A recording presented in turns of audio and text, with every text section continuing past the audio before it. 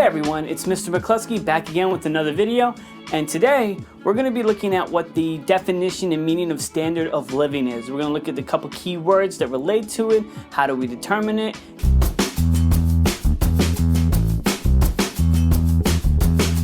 Alright, so what is standard of living?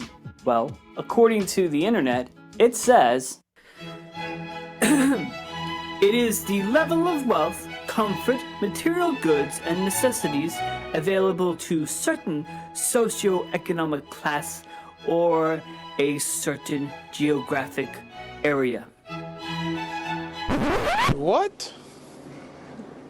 Bro, what are you talking about, man?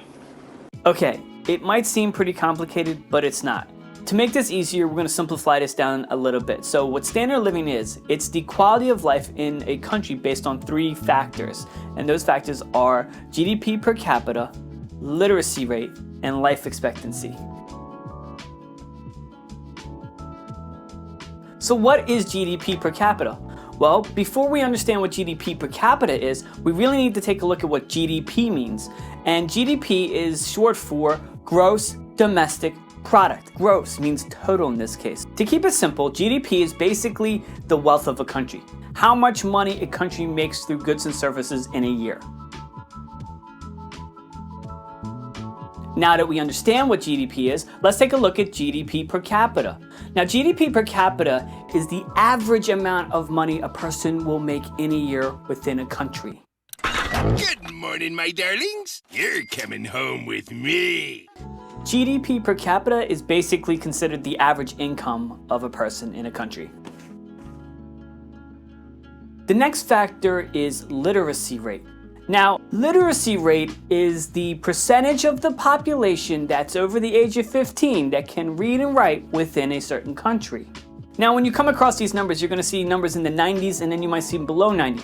A lot of these countries that you see that might have low literacy rates might have different roadblocks to promoting education, the access to get an education, or the ability for families to allow their children to go to school. You know, sometimes in some places, you do have it where children need to work in order to be able to bring home an income for families.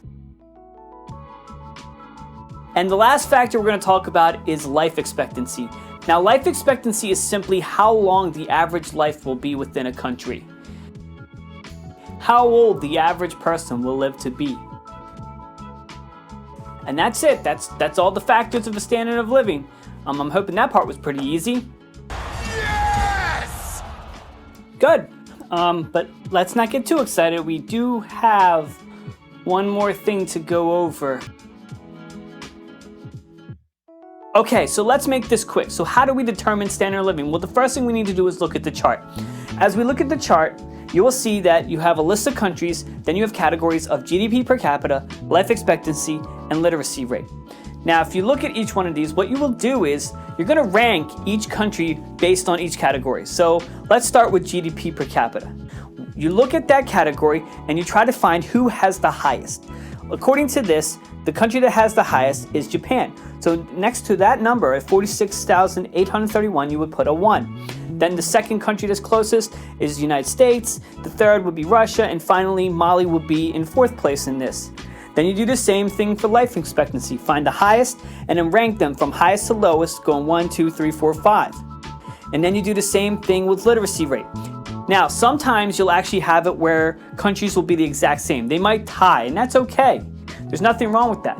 But as you go through this, you're going to end up having three numbers. You add those three numbers up, and they're going to give you a raw score, and that's how you rank them. The lowest raw score is the country that has the highest standard of living. The highest raw score is the country that has the worst standard of living. And that's it. That's everything you need to know about standard of living for this lesson. I hope you guys enjoyed this video.